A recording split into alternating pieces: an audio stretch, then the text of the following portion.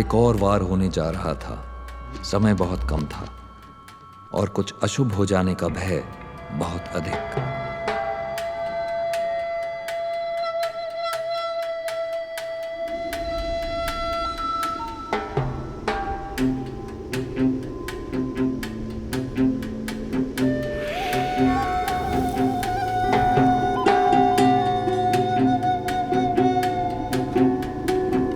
चंद्रगुप्त को मारने के लिए विषकन्या निकल चुकी थी। ये बात गुरु चाणक्य तक पहुंचाना अनिवार्य तो था ही, पर समय रहते पहुंचाना बहुत कठिन। आज हर स्थिति से जूझने के सिवा कोई और रास्ता नहीं था, पर बच के निकल पाना शायद असंभव।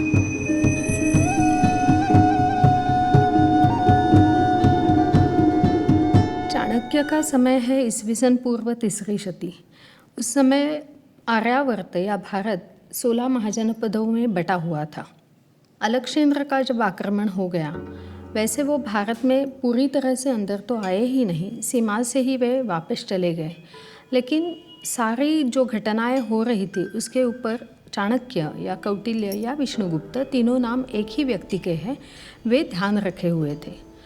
उन्हें समझ में आ रहा था कि 16 महाजनपदों में बटा हुआ भारत एक ऐसे बड़े आक्रमण से लड़ नहीं सकता है, उनके सामने डटकर खड़ा नहीं हो सकता है।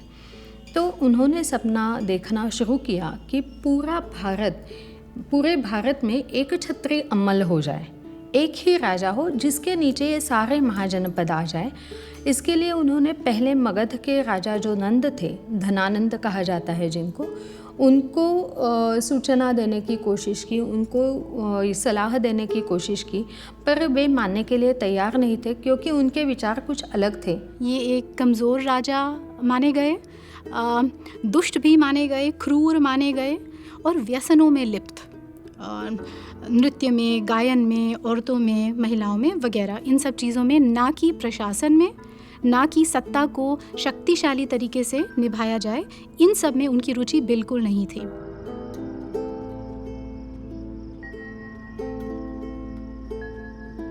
अब अगर हम चाणक्य की बात करते हैं तो उनके द्वारा जो लिखा गया अर्थशास्त्र है, उसमें जिस प्रकार की राजनैतिक दृष्टि हमको मिलती है, जिस प्रकार की राजनैतिक परिकल्पना मिलती है, वो धनानंद से एकदम उल्टी थी।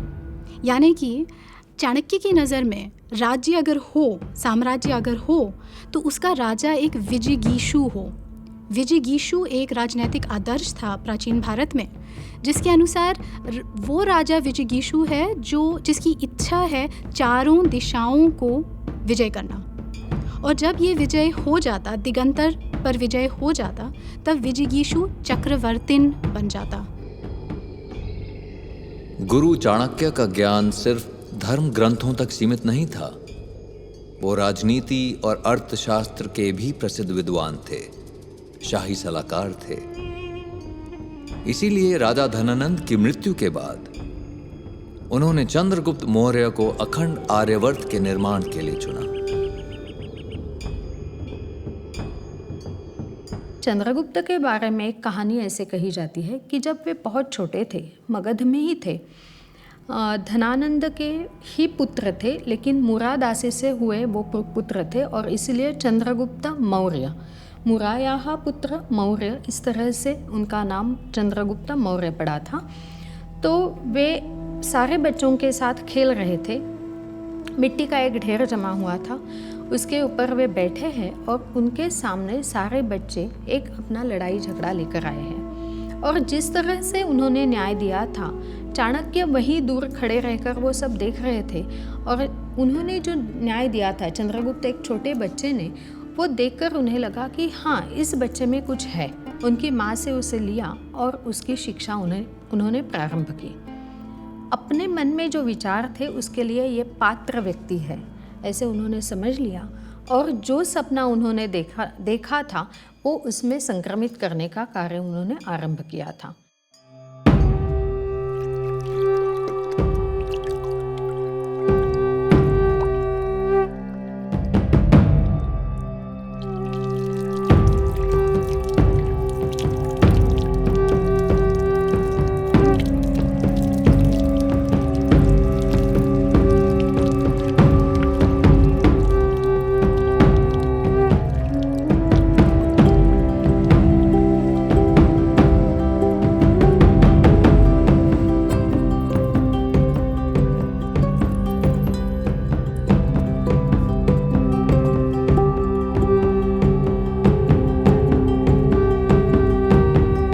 अलकनंदा तक ये सारी घटनाएं अब ऐसे मोड़ पर आई थी कि चंद्रगुप्त बड़ा हो गया था।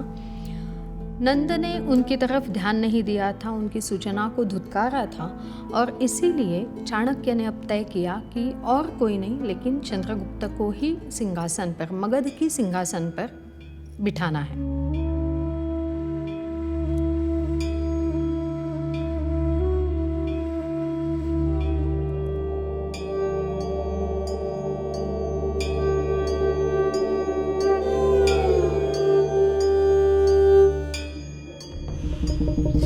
चंद्रगुप्त निडर युवक थे, शक्तिशाली भी थे शारीरिक तौर पे और विनम्र थे, आज्ञा पालक थे। अर्थात चाणक्य का जो उद्देश्य था, उनकी जो योजनाएं थीं और उनके जो आदर्श थे, उनको ग्रहण करने में और उनको कार्यान्वित करने में चंद्रगुप्त सक्षम थे।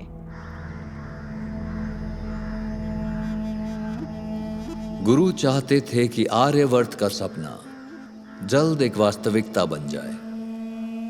उनका यह उद्देश्य रूप ले तो रहा था, पर अभी तक सफल नहीं हुआ था,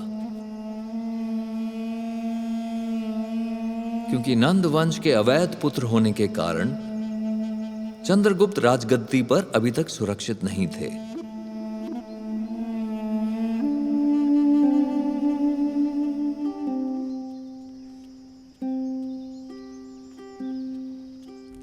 गुरु के आदर्शों से मैं पहले से ही प्रभावित था।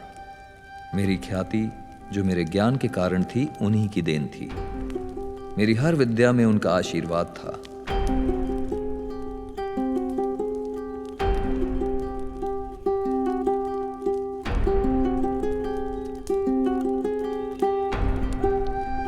मेरा मस्तक ईश्वर के अतिरिक्त सिर्फ आर्य के सामने ही झुकता था।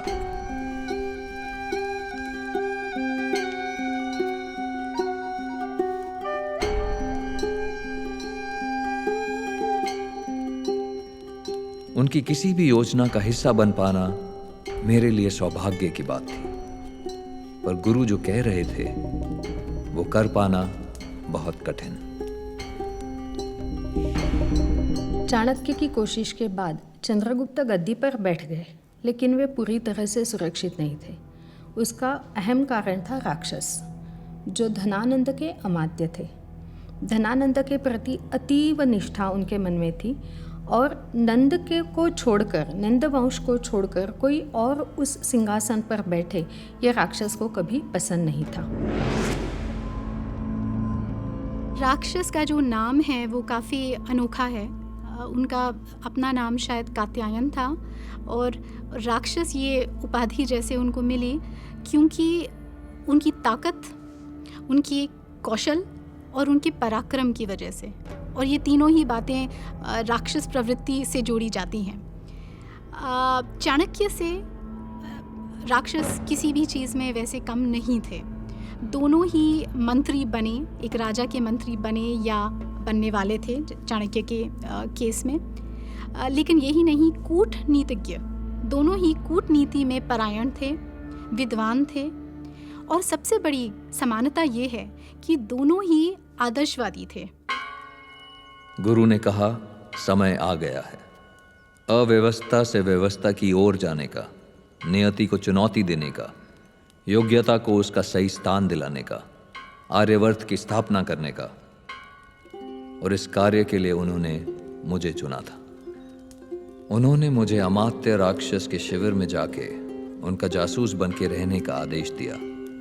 राक्षस मगध के बाहर एक गुप्त क्षेत्र में छुपे बैठे थे और वहीं से चंद्रगुप्त को मारने के लिए षड्यंत्र बना रहे थे। मैंने यह कार्य स्वीकार किया।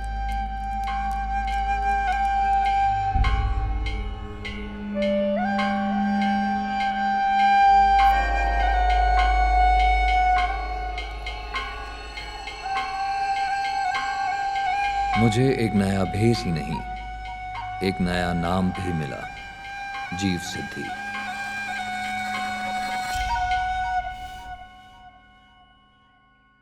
अर्थशास्त्र में कई सारे वेश या रूप बदलकर गुप्तचर को घूमने के लिए बोला गया है या प्रशिक्षण दिया जाता है। उसमें वणिक व्यापारी हैं, उसमें अलग प्रकार के शिल्पी हैं, रसोइया है, सपेरा है, वेश्या रूप भी है स्त्रियों के लिए वगैरह। लेकिन जो सबसे महत्वपूर्ण वेश उतारने के लिए बोला गया है गुप्तचरों को अर्थशास्त्र में, वो है एक भिक्षु का वेश। वो चाहे बौद्ध भिक्षु हो या जैन क्षपणक हो, जो कि जीव सिद्धि हैं, मुद्रा राक्षस में एक जैन क्षपणक के तौर पे घूमते हैं, या वो सन्यासी हो जिसे परिव्राजक या परिव्राजिका कहा गया अगर वो स्त्री हो। और इसके पीछे वजह ये है कि ये जो वेश था, एक भिक्षु का वेश था, उसे संस्कृत साहित्य में निर्दोषम वेशम, निर्दोष वेश, यानी जिसके साथ कोई दोष नहीं जोड़ा जाता है, यानी जो संदेह से परे है।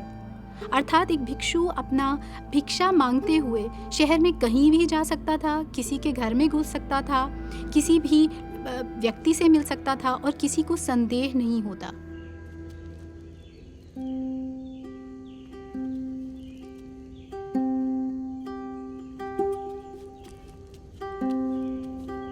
मेरे मन में कुछ अस्थिरता अवश्य थी, पर उससे बड़ा संकल्प ये था कि मैं अपने गुरु की निष्ठा पर, विश्वास पर खरा उतरूं। मेरा लक्ष्य था मगध के बाहर राक्षस के शिविर में पहुंचकर उनका विश्वास जीतना। मुझे नहीं पता था कि मेरे जैसे गुरु के कई और गुप्तचर इस लक्ष्य को पूरा करने में जुटे थे। मेरे कार्य को आसान बनाने के लिए मेरे ज्योतिष के ज्ञान का प्रचार मेरे वहां पहुंचने से पहले ही शुरू हो चुका था।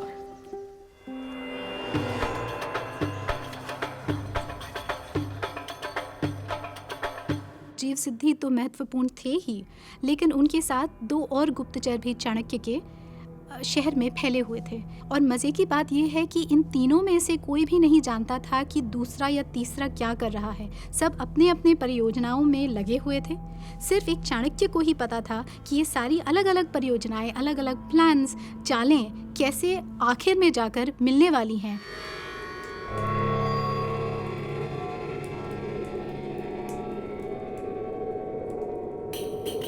अमात्य राक्षस के सामने खड़ा हो पाना मेरे लिए आसान नहीं था। ये परीक्षा कठिन थी।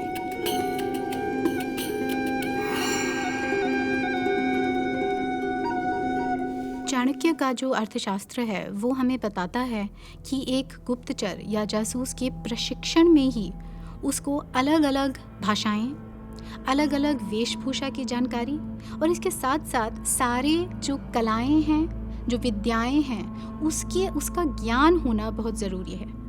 अब इसमें ज्योतिष सबसे पहले है, जिसे अर्थशास्त्र में मुहूर्तिका भी कहा गया है, एक ज्योतिषी या जो समय को पढ़ सके। इसका भेष धारण करना, लेकिन इसका ज्ञान भी रखना, सिर्फ भेष नहीं। तो जीव सिद्धि भी इन सब में परायण थे और ये स्पष्ट दिखता है मुद्रा राक्षस कहानी में, जहाँ वो अपने आप को न सिर्फ एक भिक्खु की तरह दिखाते हैं, एक जैन भिक्ख, पर ज्योतिष की तरह भी। अमात्य बोले कि उन्हें बहुत दिनों से किसी ने चकित नहीं किया। अगर मैं उन्हें कुछ ऐसा बता सकूं जो उन्हें प्रसन्न कर सके तो ही अपनी जीवा खोलूं, नहीं तो यहां से चला जाऊं।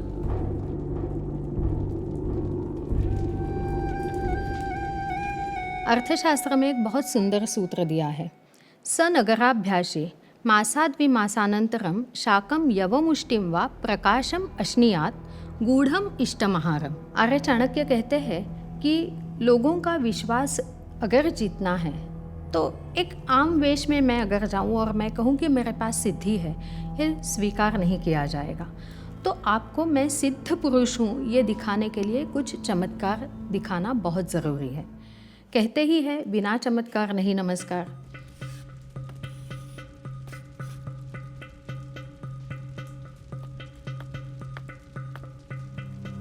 समय आ गया था कि मैं वो पासा फेंकूं जो मुझे ठीक इसी क्षण के लिए गुरु चाणक्य ने दिया था।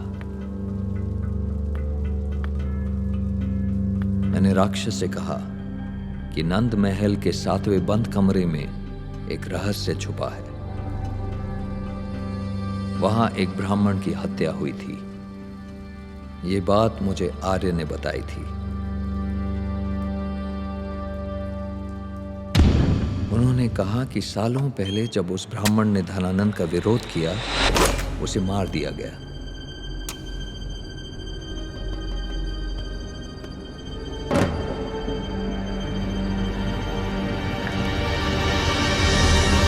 और ये रहस्य बहुत कम लोग जानते थे। गुरु से मिले इस रहस्य से वो सचमुच चकित हो गए और मैंने उनका विश्वास जीत लिया।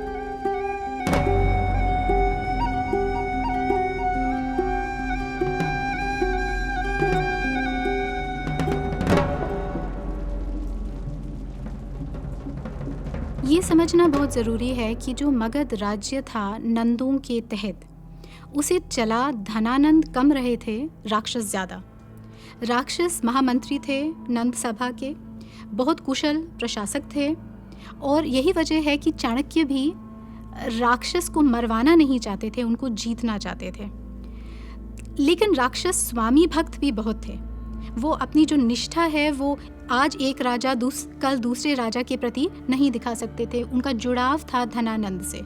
तो जब धनानंद की मृत्यु होती है, सारा राजपाट खत्म हो जाता है नंदों का, और जाहिर है कि राक्षस भी हट जाते हैं मुख्यमंत्री के गद्दी से। तो उन्होंने ये माना कि ये उनका कर्तव्य है, उनका धर्म है कि वो जो शत्रु था चंद्रगुप्त, जिसने ये सब किया, ये सब कांड रचा, जिससे उनके स्वामी का ह्रास हुआ, उसको ना छोड़ा जाए। तो बदले की भाव सीधा सीधा राक्षस की वफादारी, उनकी स्वामी भक्ति को दिखाती है। राक्षस की जो निष्ठा थी वो धनानंद नंद वंश से जुड़ी थी और चाणक्य की चंद्रगुप्त से।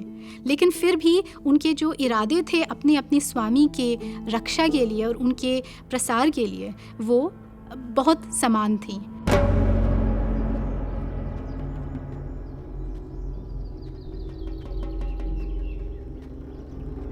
अमात्य राक्षस ने मुझे बुलवाया। वो एक योजना बना रहे थे। उन्होंने मुझसे कहा कि मैं ग्रह देखकर बताऊं कि चंद्रगुप्त को किस दिन विष दिया जा सकता है।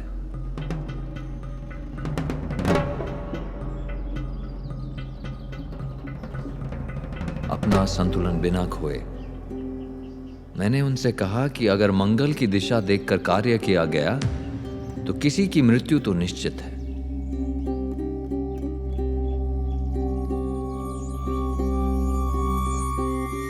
मुझे ये सूचना आर्य तक बिना विलंब पहुंचानी थी। अर्थशास्त्र में अनेक प्रकार के तरीके सुझाए गए हैं जिनसे किसी भी शत्रु पे विजय पाई जा सके। अब जो परोक्ष विजय थी, यानी पीछे ही पीछे शत्रु को कमज़ोर करना या शत्रु को नष्ट ही कर देना, इसके लिए औषधियों का प्रयोग और मंत्र का प्रयोग बहुत प्रमुख है अर्थशास्त्र में। और ये एक रोचक बात है कि अर्थशास्त्र में जो कुछ औषधियों या विष का नाम गिनाया जाता है, वो हम उस समय की एक आयुर्विज्ञान की जो ग्रंथ है सुश्रुत संहिता, उसमें भी पाते हैं।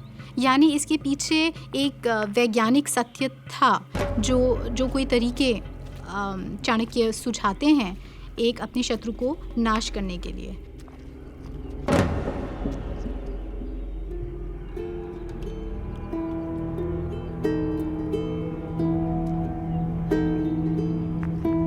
गुप्तचरों का जाल राक्षस ने मगध में बिछा दिया था। वैसे ही एक था अभयदत्त जो रसद था। गुप्तचरों का जो वर्गीकरण किया है उसमें जो संचारी गुप्तचर अर्थशास्त्र में बताए हैं वह है सत्री, तीक्ष्ण, रसद, भिक्षुकी। रसद का मतलब है रसम ददाती सहा रसदा, जो रस देता है। रस के दो अर्थ है। रस का एक अर्थ है औषध, दूसरा अर्थ है विष। मतलब जो आयुर्वेदज्ञ हो उसे औषध के साथ साथ विष के बारे में भी जानकारी है और औषध में किस तरह से विष मिलाया जाता है उसकी भी जानकारी वो रखता है। और इसी कारण अभयदत्त नाम का बहुत बड़ा आयुर्वेदज्ञ था जिसे राक्षस ने चंद्रगुप्त को मारने के लिए नियुक्त किया था।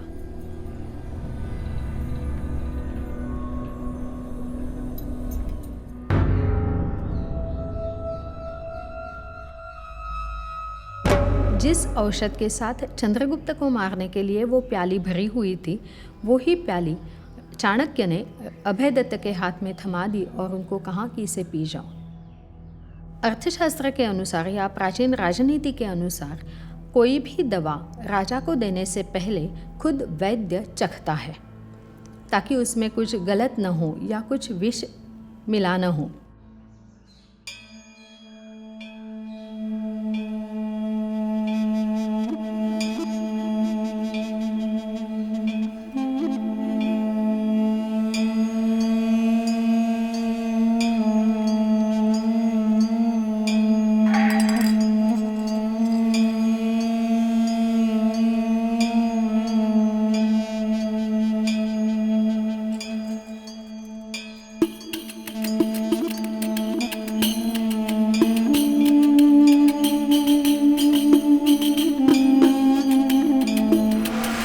मगध पर आक्रमण करते समय अपना सामर्थ्य बढ़ाने के लिए चाणक्य ने पर्वतक के साथ संधि की थी।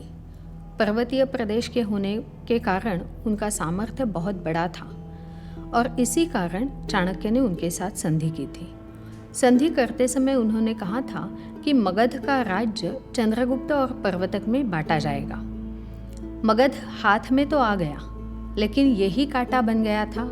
एक राष्ट्र के बीच में उसका बंटवारा ये चाणक्य कभी भी स्वीकार करने वाले नहीं थे और उनके लिए एक बहुत अच्छा मौका स्वयं राक्षस ने भेज दिया। एक अच्छी संधि उन्हें प्राप्त हो गई।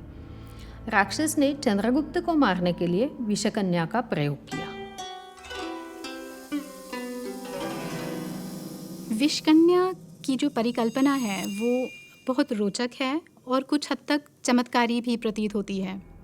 इसका जिक्र अर्थशास्त्र में तो है, इसके अलावा ज़्यादा ग्रंथों में नहीं मिलता है, लेकिन फिर भी महत्वपूर्ण बात है कि सुश्रुत संहिता में मिलता है। और सुश्रुत संहिता एक आयुर्विज्ञान पे ग्रंथ है, यानी इसका शायद कोई वैज्ञानिक औषधि से मिलता जुलता कोई आधार है इस परिकल्पना का। विषकन्या कौन थी? वो माना जाता है कि एक स्त्री थी, एक युवती थी, जिसे बहुत लंबे समय तक थोड़ा थोड़ा करके विष पिलाया गया था, जब तक कि उसका पूरा शरीर विष से सराबोर हो गया था। तो ये माना जाता है कि उसके बाद उसकी त्वचा, उसकी सांसें, उसकी नज़रें तक विष से भर चुकी थी, ताकि उसके स्पर्श में जो भी आता, जो शत्रु आता, वो तुरंत मृत्यु को प्राप्त हो जाता। इससे शायद ज़्यादा विश्वसनीय विषकन्या का एक रूप और हो सकता था, और वो ये था कि वही स्त्री अपने किसी अंग पर विष का लेप लगाकर, और वो उसके गुप्त अंग भी हो सकते थे, शत्रु के पास जाती और यदि शत्रु से संबंध स्थापित करती तो वहीं के वहीं उस लेप से स्पर्श पाकर वो शत्रु मर जाता।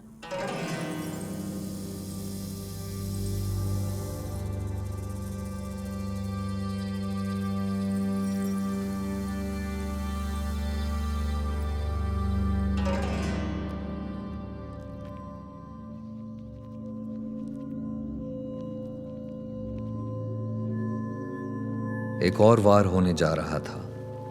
समय बहुत कम था और कुछ अशुभ हो जाने का भय बहुत अधिक।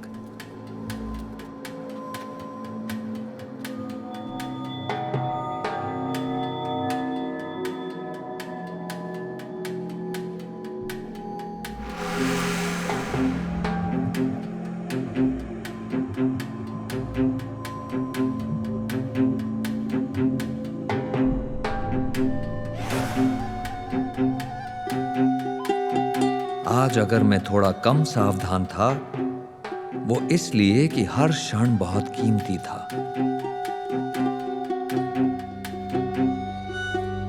चंद्रगुप्त को मारने के लिए विषकन्या निकलने वाली थी।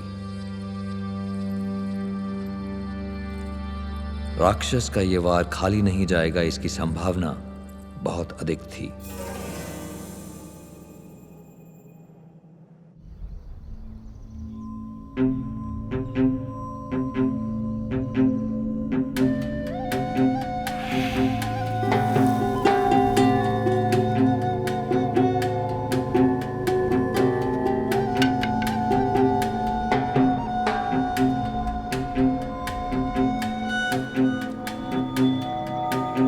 बात गुरु चाणक्य तक पहुंचाना अनिवार्य तो था ही, पर समय रहते पहुंचाना बहुत कठिन।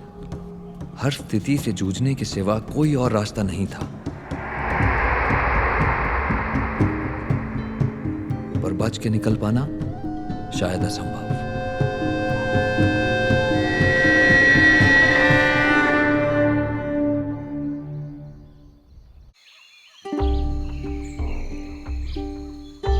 मेरी श्वास शांत तब हुई जब पता चला कि नंद सिपाही के भेष में वो गुरु चाणक्य का भेजा हुआ जासूस था, जो मेरे संदेश की प्रतीक्षा के लिए हर समय तैयार रहता था। मैंने उसे तीव्रता से यह संदेश आर्य तक पहुंचाने को कहा।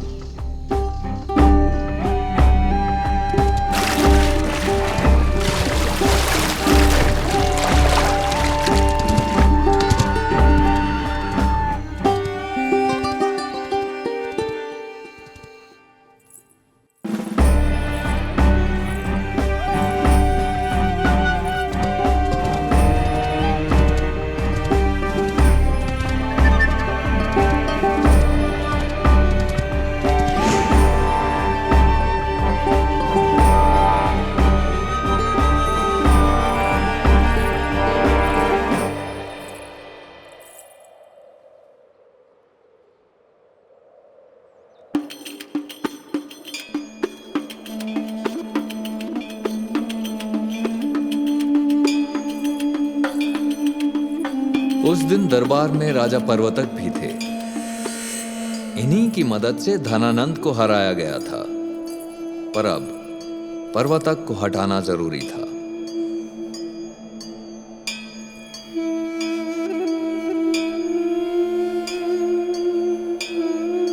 जो विषकन्या चंद्रगुप्त को मारने के लिए आई थी, उसी विषकन्या को उन्होंने पर्वतक को भेंट कर दिया।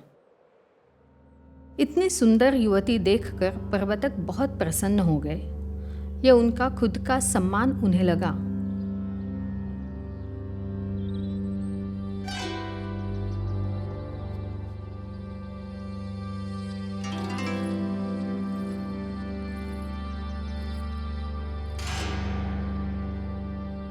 मुद्रा राक्षस में विषकन्या की तुलना इंद्र की शक्ति के साथ की है। इंद्र ने जब कवच कुंडल कर्ण से प्राप्त किए तो प्रसन्न होकर उसे एक शक्ति दे दी, लेकिन शक्ति देते समय उन्होंने ये भी कहा कि इस शक्ति का प्रयोग आप सिर्फ एक बार कर सकते हो।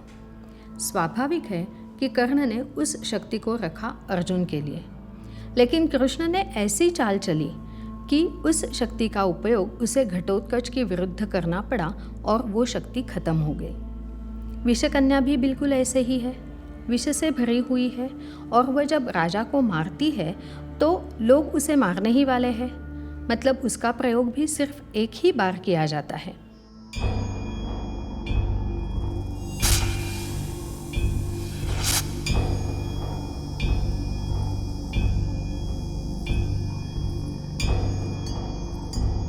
एक ही तीर में चाणक्य ने कई सारे निशान साधे थे। सबसे पहले तो चंद्रगुप्त की सुरक्षा, पर्वतक जो एक राष्ट्र के बीच का कांटा था उसे खत्म कर दिया, और साथ साथ लोगों में उन्होंने ये अफवाह फैला दी कि राक्षस ने ही पर्वतक को मारा है।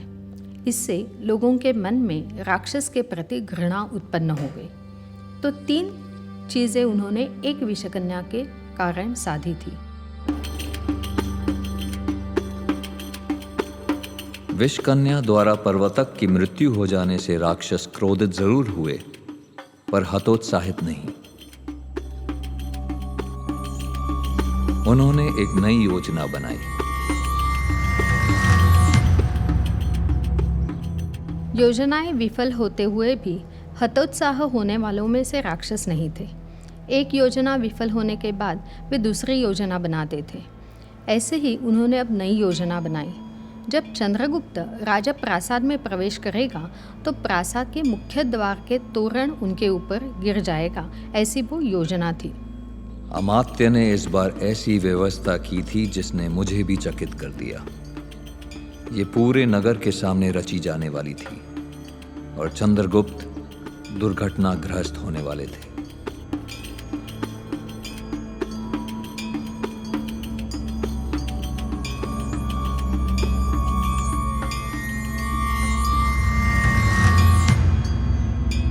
जब चंद्रगुप्त युद्ध में विजय प्राप्त करके राजधानी पाटलिपुत्र में प्रवेश करने वाले थे, तो जो नगर का द्वार था उसका जो ऊपर का जो तोरण है, जो ऊपर का हिस्सा है, उसको कमज़ोर कर दिया गया राक्षस के एक गुप्तचर द्वारा, ताकि जिस क्षण चंद्रगुप्त कदम रखें हाथी पे सवार होकर पूरे राजा की तरह, पहला जो क्षण हो वो उसी समय वो तोरण उन पर गिर के उनको मार दे।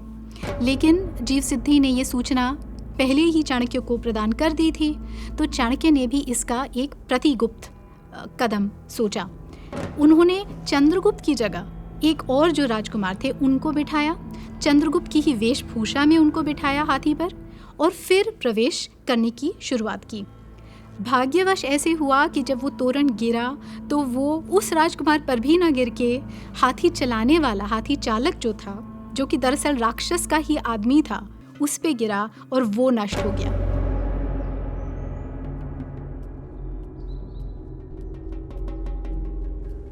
नगर की तोरण चंद्रगुप्त पर नहीं गिरी, पर अब राक्षस विचलित हो चुके थे। उन्होंने युद्ध करने की ठान ली और मुझे बुला भेजा सही तिथि बताने के लिए। इस क्षण मुझसे रहा नहीं गया और मैंने उनसे कह दिया कि ग्रह लगन की बात तो करते हैं, पर वो जो सोच रहे हैं उससे विपरीत। मैंने कहा शायद हमें चाणक्य से संधि कर लेनी चाहिए।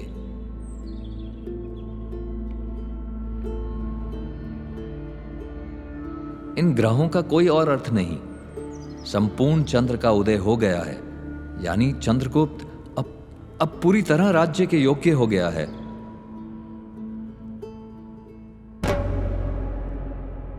बुद्ध से लगन करना यानी चाणक्य की बुद्धि से लगन करना चाहिए।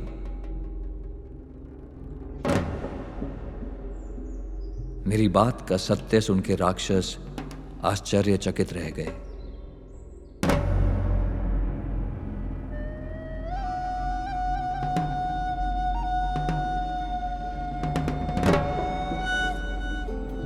ये राक्षस का वो निर्णय था जिस पर आने वाले भारत का इतिहास निर्भर था।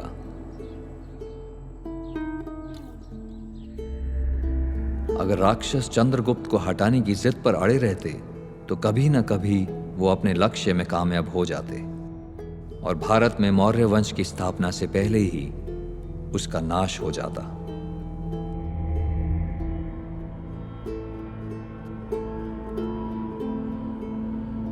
ये वो समय था जहां से एक देश का इतिहास हमेशा के लिए बदल जाता। वो क्षण आर्य के लिए प्रतीक्षा का था, मेरे लिए परीक्षा का था।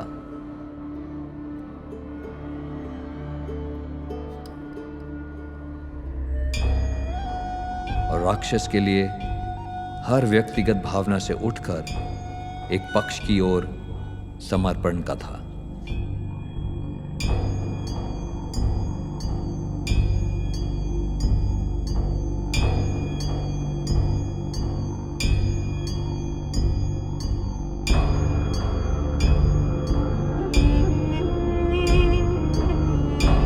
गुरु चाणक्य ने राक्षस से चंद्रगुप्त के अमात्य बनने का पद स्वीकार करने को कहा। मैंने भी अपना सही रूप उनके सामने रख दिया।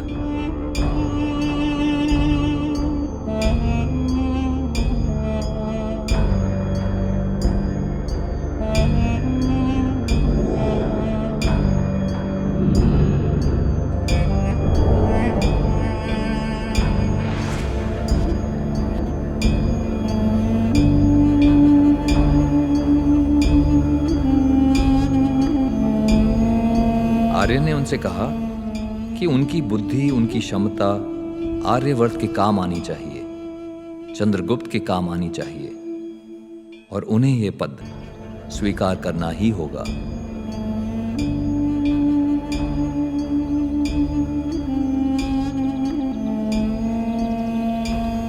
राक्षस ने आर्य का निवेदन नम्रता से स्वीकार किया।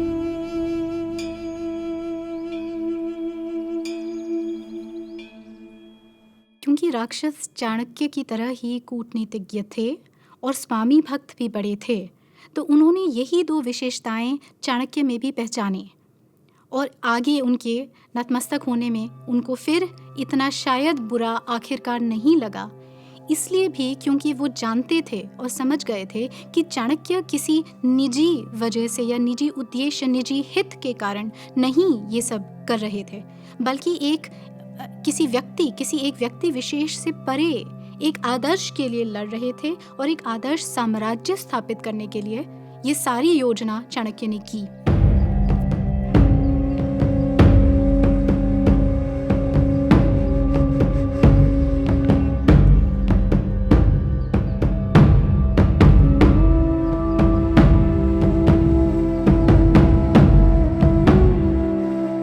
बड़े स्थान पर बैठे होते हुए भी चाणक्य ने ये जो संघर्ष खेला था वो राक्षस को जीतने के लिए, उसे ख़त्म करने के लिए नहीं।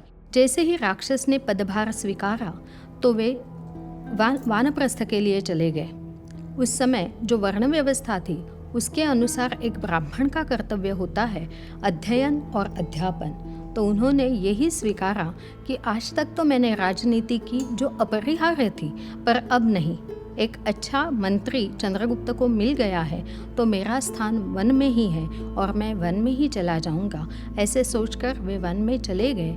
उन्होंने अपना अध्यापन का कार्य शुरू किया और साथ साथ आगे चलकर सब लोगों को मार्गदर्शक हो ऐसे एक विशाल ग्रंथ की, अर्थशास्त्र की भी रचना की, जो आज भी सारे लोगों को मार्गदर्शक है।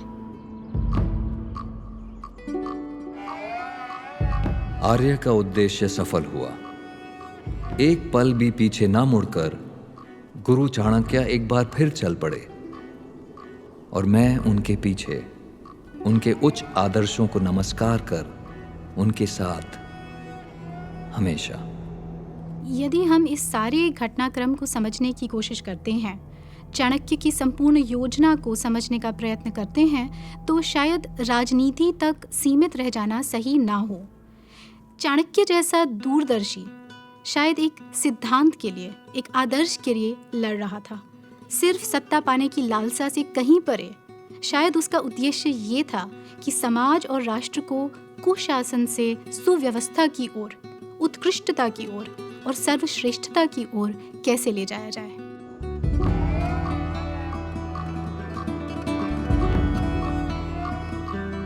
आर्य की ये विशेषता कि कब अपने आप को मुख्य धारा से हटाकर आत्म विकास की ओर चले जाना चाहिए, मेरी सबसे बड़ी सीख थी।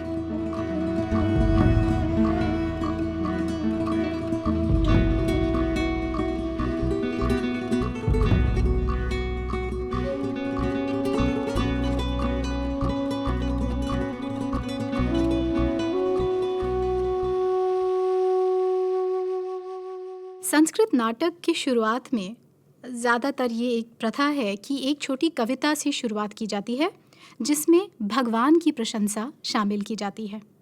ये रोचक बात है कि जो मुद्रा राक्षस नाटक है उसमें विशाखदत्त जो रचयिता है इस नाटक के, वो प्रशंसा करते हैं भगवान की नहीं बल्कि कौटिल्य की, और कहते हैं कि कौटिल्य की बुद्धि को नमस्कार है जिसने एक पूरी सेना का नाश किया। और सेना भी वो कैसी, नंदों की सेना, जिसके चर्चे ऐसे थे कि विश्व योद्धा, विश्व विजेता अलेक्जेंडर भी उनको सुन के भारत से लौट गया था। ऐसी सेना को हराया चाणक्य ने अपनी तर्क, अपनी युक्ति, अपनी योजनाओं के द्वारा, और उन योजनाओं को कार्यान्वित करने में जीव सिद्धि जैसे गुप्तचरों का नाम सबसे अग्रणी है।